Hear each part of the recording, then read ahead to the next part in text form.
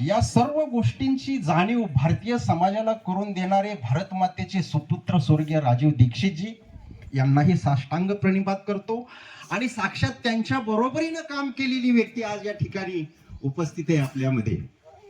वास्तविक पाहता अखिल भारतीय पातळीवर या क्षेत्रामध्ये काम करणारे डॉक्टर राजेंद्र डेकाटे, वनौषधी मधील सुवर्ण संधी नागपूरचे आहेत, ते अखिल भारतीय पातळीवर काम करतायत आणि त्यांचे अत्यंत निकटचे सहकारी डॉक्टर राज पवार कोल्हापूर यांची आयुर्ऊर्जा नावाची जी संस्था आहे, या संस्थेसाठी ते काम करतात. संपूर्ण भारतभर फिरतात, महाराष्ट्रामध्ये फिरतात. आज आपल्याला ते योगायोगानं प्राप्त झालेले आहेत. डॉक्टर राज पवार यांना मी आवाहन करतो, विनंती करतो की त्यांनी आपला परिचय थोडक्यात या ठिकाणी द्यावा. धन्यवाद.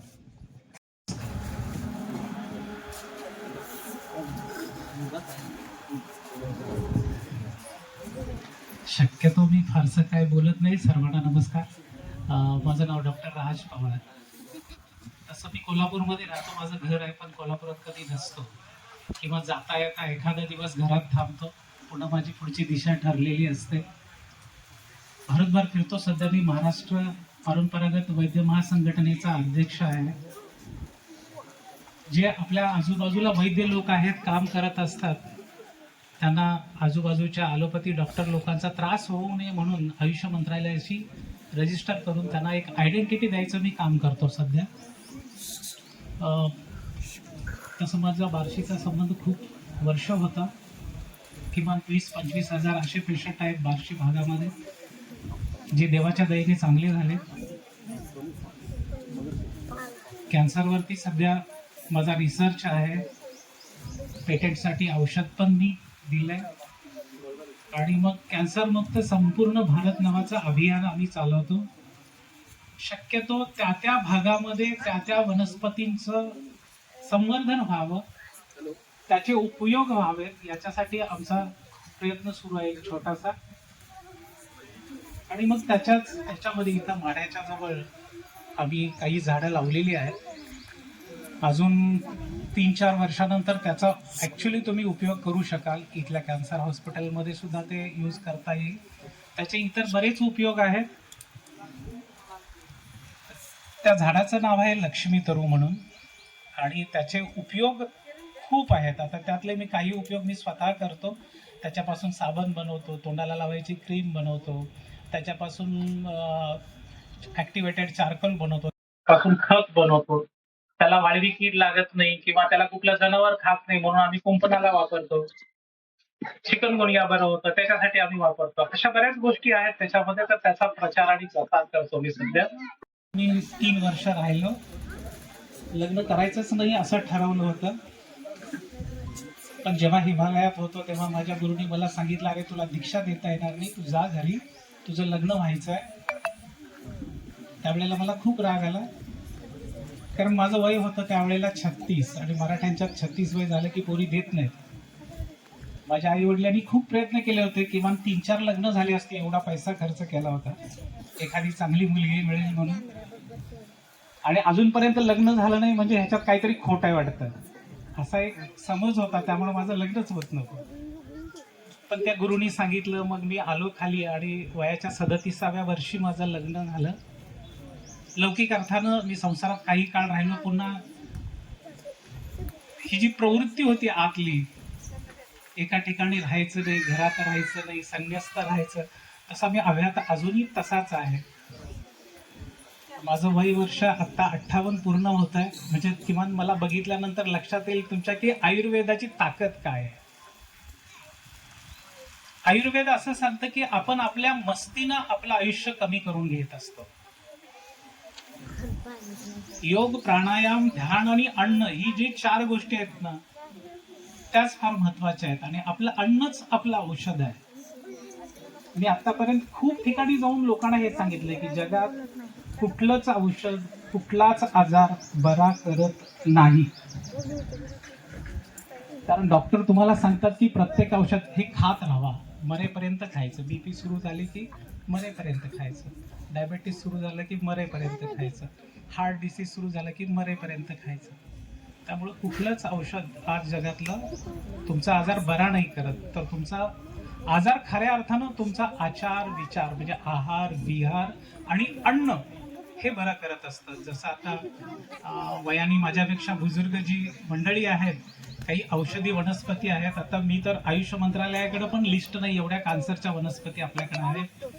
माझ्याकडे डाटा आहे त्याचा, आणि आपल्या ह्या कार्याची नोंद टाटा रिसर्च फंडामेंटल इन्स्टिट्यूटने घेऊन आमच्या पुढच्या प्रयोगांसाठी त्यांनी काही आम्हाला मदत केली.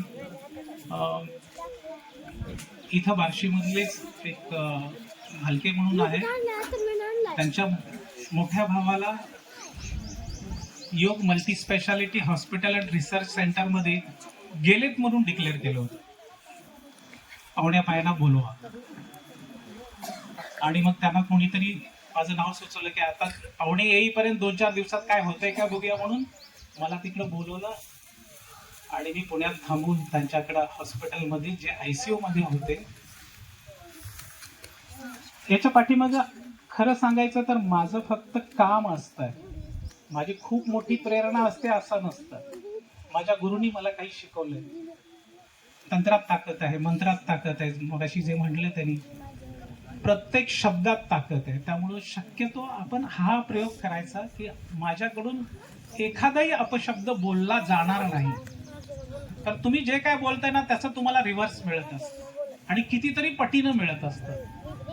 त्यामुळे मी एखाद्याचं जर वाईट चिंतलं 1% तर माझं 100% वाईट होणार असतं पुढे भविष्यात जाऊन. त्यामुळं आहार विहार आचार जेवढे तुमचे चांगले असतील ना तेवढं तुमचं आरोग्य चांगलं राहील. आणि याच गोष्टीचा उपयोग तिथं ICU मध्ये असलेल्या पेशंटला आम्ही केला. ते पेशंट चांगलं झालं. त्यांनी मला 20 एकर जमीन दानामध्ये दिली. मगाशीच मी यांना म्हटलं की आजपर्यंत माझ्या नावावर घर नाही, माझ्या नावावर गाडी नाही, पण प्रत्येक गावात माझे आई वडील आहेत. कारण त्या प्रत्येकांना असं वाटतं की हा माणूस चांगला राहायला पाहिजे. त्यामुळे ते त्यांच्या घरात मला खाऊ घालतात, जेवू घालतात. छानपैकी जाताना सुद्धा त्यांना माहिती आहे मी बाहेरचं काय खात नाही. मग घरातली भाजी भाकरी देतात, ती घेऊन मी पुढच्या मार्गाला लागतो. तर हा एक छोटीशी धडपड आहे. आणि जसं आता म्हटलं, आता लातूरचे जे सिनियर मेंबर्स आहेत, तर लातूरमध्ये आता आमचं सध्या काम सुरू आहे. रस्त्यावर फिरणाऱ्या ज्या गायी आहेत ना, त्या गायींना खरं तर हे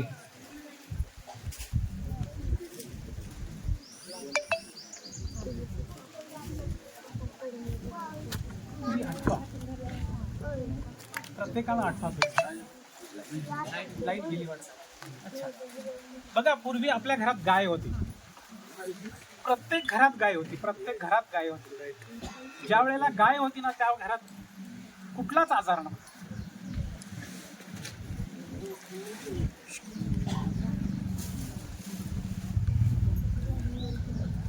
आज जेव्हा रस्त्यावर फिरणाऱ्या गायी बघतो ना, सण नाही होत. जर तुम्ही एक गाय जर तुमच्या घरात ठेवली तर तुमच्या घरात एक गोळी येणार नाही. हा माझा अनुभव आहे. मी कोरोनामध्ये सुद्धा, आमच्यात कोणी लस घेतलेली नाही. कोरोनामध्ये मी तर तिकडे ह्याला होतो, कुंभमेळ्यामध्ये होतो. आणि असाच अखंड आम्ही सेवा देतो. मी फिरतो. मी गेल्या वेळेला कोविड इथं होता त्यावेळेला तर मी बार्शीत जवळजवळ 25 दिवस होतो. सोमानी सरांच्याकडचे काही पेशंट माझ्याकडे ICU मधले पेशंट असतात त्यामुळे मी इथं बरं केलं. माझा परिचय तसा खूप जुना, पण कसं काम माझं असं मी नसतं त्याच्यामुळं त्याला हाईट जास्त झाली, होत नाही. तेव्हा तुम्ही वारं थोडं लागलं. एक तालुका एक गोशाळा असा नावाचा मी प्रोजेक्ट केला. आंध्र, तामिळनाडू, केरळामध्ये आज प्रत्येक तालुक्यात एक गोशाळा आहे. ज्याला सांभाळणं शक्य नाही किमान तो चाऱ्याची तरी सोय करू शकतो. पण गायी तुम्ही असा देशी गाय कुठली रस्त्यावर सोडू नका. तिला कुठं तरी तुम्ही आधार द्या. आणि मग जसं यांनी सांगितलं की गायीचा गोमूत्र आज ज्याचं पेटंट आहे, तुम्हाला माहिती आहे का की गाय आपली आहे पण गोमूत्राचं पेटंट आपल्याकडे नाही आहे. परदेशी लोक येतात, त्याच्यावरती थोडासा अभ्यास करतात आणि ते आपल्या नावावर करून जातात आणि आपल्याला त्याची अजून किंमत नाही. तर गायीच्या गोमूत्राशिवाय कॅन्सर बराच होत नाही.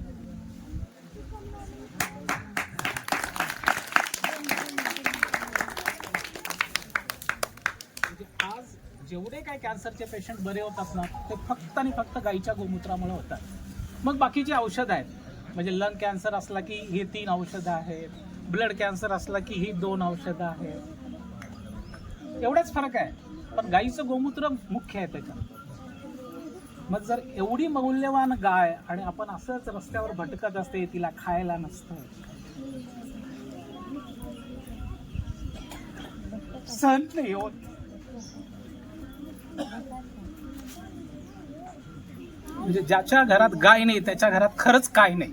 तुम्ही बघा, आणि ज्याच्या घरात गाय आहे त्याच्या घरात सगळं आहे, समाधान आहे, शांती आहे, सुख आहे.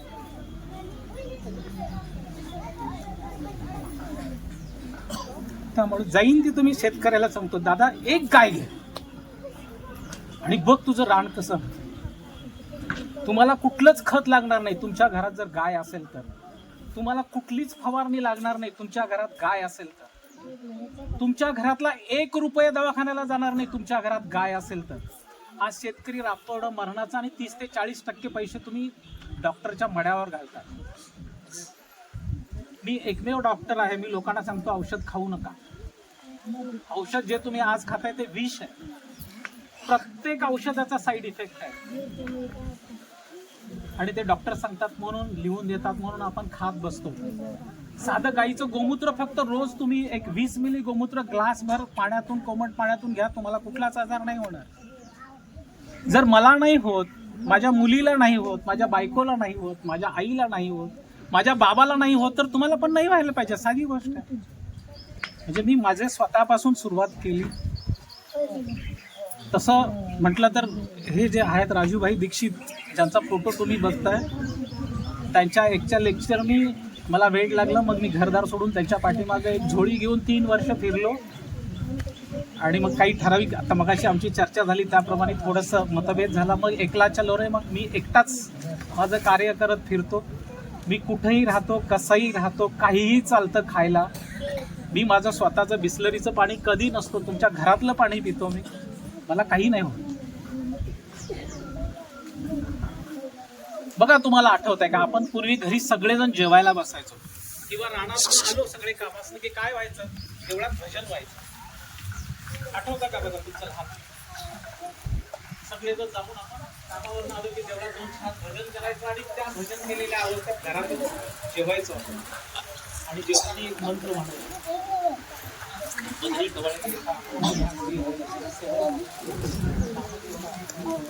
जीवन करी जीवन का अन्न. तुम्ही कधी समजलाय का? तुम्ही निवांत बसला आणि काय आज केलंय सुंदर, काही नाही. आपण ते फक्त वाचा वाचा वाचा वाचा खातो. ते काय केलंय, कसं केलंय, त्याच्याशी काही देणं घेणं नाही. भरायचं आणि पळायचं. कशासाठी? पैशासाठी. किती पैसे लागतात, जगायला पैसे किती लागतात याचा कोणीच विचार करत नाही. फक्त कमवतो कमवतो कमवतो आणि त्याचा काही वापर करता येत नाही. सुखानं 4 घास खाता येत नाही. म्हणून ते तुम्ही तुमच्या समोर जे अन्न येते ना ते परब्रह्म समजून खा. बघा तुम्ही चावून, आईनं केलेली भाकरी किती छान लागते जेवढे आपण चावेल तसं. पूर्वी आई भाकरी करताना आईचं 100% लक्ष त्या जेवणाकडे असायचं, कारण तिला असं वाटायचं की अरे माझा घरचा माणूस आहे, तो मस्तच राहायला पाहिजे, ती भावना असायची. आणि आज आपण जेवण करतो, इकडं कुठंतरी सिरियल लागलेली असते, समोर मोबाईल असतो, त्याच्यावर काहीतरी चालू असतं आणि मग ते सगळे तुमच्या डोक्यातले विचार तुम्ही करताय त्या अन्नामध्ये जातात. हे भारी तुम्ही विचार करा. लाईट आली. त्यामुळं आज आपलीच पोरं आपलं ऐकत नाही, आपलीच पोरं आपलं ऐकत नाही. किंवा आपल्या सोशल मीडियावरती, आता माझ्या घरात अजूनही टीव्ही नाही आहे. टीव्ही ठरवते तुम्ही काय खायचं, टीव्हीवरची जाहिरात ठरवते आज माझ्या घरात काय यायला पाहिजे, टीव्हीवरची जाहिरात ठरवते आज मी काय लावायला पाहिजे चेहऱ्यावरती. म्हणजे इतकी वाईट अवस्था आहे.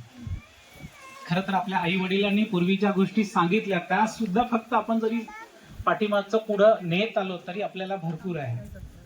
त्यामुळं माझी सगळ्यांना कळकळीची विनंती आहे, तुम्ही जिथं कुठं जसं कसं राहताय ना, सकाळी आंघोळ केल्यानंतर तुमचे जे देव आहेत त्या देवाकडे 5 मिनिटं बसा. दीदी पाणी. तुम्हाला कुठल्याही अडचणी असतील तर तुम्ही ब्रह्ममुहूर्तावरती उठा, आंघोळ करा, देवासमोर जाऊन बसा. तुम्हाला तुमच्या अडचणीचं उत्तर 100% मिळतं. अगदी पूर्वी माहिती आहे का, गावात वळू सोडलेले असायचे, बैल सोडलेला असायचा गावात. ज्या गावात असा बैल सोडलेला असायचा त्या गावातली एक पण बाई वांज राहायची नाही. किती शास्त्र आहे. आज ते बैलच बंद झालेत आणि त्यामुळे आज वांज बायकांचं प्रमाण वाढलं. किंवा आज ह्याच्यामध्ये जे सॉफ्टवेअर इंडस्ट्रीमध्ये काम करणाऱ्या ज्या मुलं आहेत त्यांना मुलं होत नाही. आणि आमच्याकडं आम्ही त्या बैलाचं जे म्हणजे वळू म्हणतो त्याचा गोमूत्राचा अर्क काढतो आम्ही आणि ते देतो काही वेळेला, कारण गरज असते, त्याच्याशिवाय मूल होऊच शकत नाही. म्हणजे ह्या साध्या साध्या गोष्टी आहेत. म्हणून तुम्ही तुमच्या गावामध्ये आजूबाजूला जर कुठं फिरणाऱ्या जर अशा रस्त्यावरती गायी असतील तर तिला आसरा द्या. गाईला फार काय लागत नाही आणि गाई चुकीचं कधी काय खात नाही. पण आता आम्ही हल्ली इतकं ते काही पिशव्यातनी टाकतो अन्न आणि ती भुकेपोटी खाते, मग तिला त्रास होतोय. तर ह्या गोष्टी होऊ नयेत म्हणून एक छोटा मुलगा आहे इथं लातूरमध्ये आहे, तो प्रयत्न करतो, अशा गायींची व्यवस्था लावायचं काम करतो. त्यानंही लग्न अजून केलेलं नाही, लग्नाचं पण होऊन गेलंय तरी पण माझी एक इच्छा आहे की समाजाचं सुद्धा काहीतरी काम आहे, समाजाचं देणं आहे. मी हे करतोय हे याच्या पाठीमागे मी खूप मोठा होऊ शकतोय. तसं माझं साधा रिसर्च आहे, ह्याचं एक औषधाचं म्हणजे फॉर्म्युलेशन म्हणतो. आता ह्यांनी तर ते काही गोष्टी अशा सांगितल्या की हे केला की तुमचा कॅन्सर बरा होतो. खरं आहे ते. आणि कंपन्या पेटंट मागतात, तुम्हाला पेटंटचं 20 लाख 50 लाख कितीही द्यायला तयार असतात. फक्त एकदा तुम्ही ते पेटंट दिलं की तुमचा अधिकार राहत नाही. मग गरीब माणसानं ते लाखातच औषध घ्यायला पाहिजे म्हणून आम्ही देत नाही. हे वाटत फिरतायत, हे जे वाटत फिरतायत ना, ही समाजाची सेवा आहे. अशा वेळेला समाजाचं सुद्धा काहीतरी या लोकांपर्यंत देणं लागतं. तर माझी इच्छा असते की तुम्ही आम्हाला काय देऊ नका, पण तुम्ही तुमच्या भागात असलेल्या गायीला सांभाळा. तुम्ही जर गाय सांभाळली ना तर गाय तुम्हाला 100% सांभाळते. तुमचा 1 रुपया दवाखान्याला जाणार नाही. तुमच्या आजूबाजूला जर गाय असेल तर ही साधी गोष्ट, तुमची गाय आहे ना, ती गायीच्या वसिंडावरती तुम्ही हात जरी फिरवलात तरी तुमचे मानसिक रुग्ण जे काय रोगी आहेत, मानसिक रुग्ण बरा, किंवा त्याच्या गायीच्या बाजूने आपण फेऱ्या जरी मारल्या तरी आपल्या अंगात असणारी जी ताकद आहे, आपण ताकद नावानेच ओळखतो, ते ऑरा वगैरे ह्या गोष्टी पुढच्या आहेत, तर ती तुमची स्वतःची सुद्धा एक ॲबिलिटी, एक ताकद वाढते. एवढी ताकद त्या गायीमध्ये आहे. पण हे आजपर्यंत कोणी सांगितलं नाही, कोणी बघायला गेलं नाही. पण ज्याला याची माहिती झाली ती माणसं सगळे परदेशी लोक आहेत.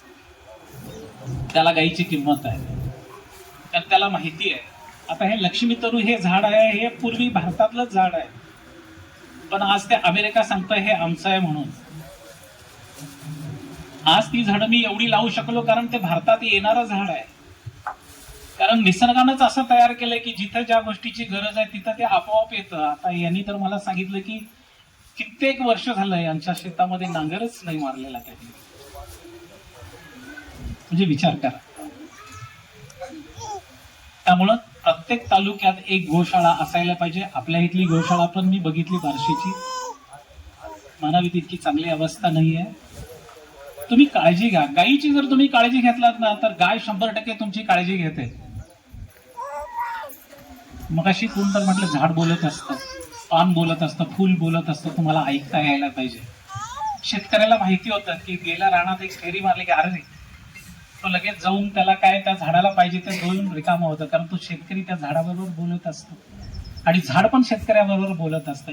इतकी आपली जवळीकता पाहिजे. आता गायीच्या गोट्यात राहून उपचार करायला दिवसाचे 3,000-4,000 रुपये गोट्यात झोपायला देतात लोक. गायीच्या गोठ्यामध्ये झोपण्यासाठी लोक पैसे देतात आज. म्हणजे ज्यांना कळले त्या गायीची काय किंमत आहे, काय व्हॅल्यू आहे, ती माणसं गोट्यात जाऊन झोपतात. कारण त्यांना बरं व्हायचं असतं, त्यांना पर्याय नसतो. त्यांनी लाखांनी रुपये घातलेले असतात औषधाला. कारण आता मी कॅन्सरवरती काम करतो त्यामुळे मला माहिती आहे पेशंटनी ॲलोपॅथी औषधामध्ये इतके पैसे घालवलेले असतात की त्याला मला कुरिअरसाठी सुद्धा काही वेळेला 200 रुपये द्यायला 200 रुपये नसतात. म्हणजे अशी अवस्था आहे. आणि याचं कारण फक्त काय आहे की आपण गाय विसरून गेलो. त्यामुळे माझी विनंती आहे, जिथं कुठं तुम्हाला जर अशी बेवारस फिरणारी गाय दिसत असेल किंवा आता आपल्या ह्या निसर्ग उपचार केंद्राच्या माध्यमातून जर येणं शक्य असेल तर अशा गायी तुम्ही एका ठिकाणी आणा, त्यांची राहायची खायची सोय करा.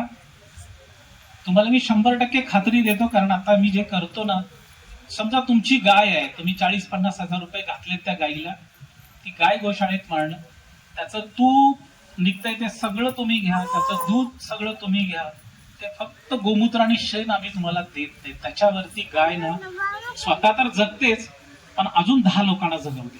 इतकी त्या गोमूत्रात किंमत आहे, इतकी त्या गायीच्या शेणात किंमत आहे. आज गोमूत्र विकून फक्त आमच्याकडचे काडसिद्धेश्वर महाराज करोडपती झाले. ते आपल्यातल्या लोकांना गोमूत्र देतच नाहीत, सगळं एक्सपोर्ट करतात, कारण तिथं डॉलरमध्ये पैसे मोजतात. आणि आपल्याकडं गोमूत्र असं म्हणतो. दारू पिताना दारूचा वास येत नाही काय? ती बाटली जाते आणि तुला 2 टोपण गोमूत्र जात नाही. मी माझ्याकडच्या पेशंटला सरळ हे विचारतो, अरे बसलास तर 2 क्वार्टर तू दारू पितो आणि 2 टोपण तुला गोमूत्र जात नाही, तुला बरं व्हायचं असेल तर गोमूत्र प्यावंच लागेल. माझ्याकडे दुसरा पर्याय नाही, तो दुसरा डॉक्टर बघ म्हणून मी सांगून रिकामा होतो. कारण जोपर्यंत ही गोष्ट येत नाही ना, तोपर्यंत हे परिवर्तन, मगाशी जो परिवर्तनाचा विषय होता, तो असं परिवर्तन तुम्ही आणा, जेणेकरून म्हणजे अशी जवळजवळ 105 गावं अशी आहेत की ज्या गावात आज डॉक्टर नाही आणि त्या गावात प्रत्येक घरात गाय आहे. तर जर तुमच्या घरात गाय आली तर नक्की तुमच्याकडे आजार येणार नाही, याची खात्री मी गायीच्या वतीनं देतो. धन्यवाद.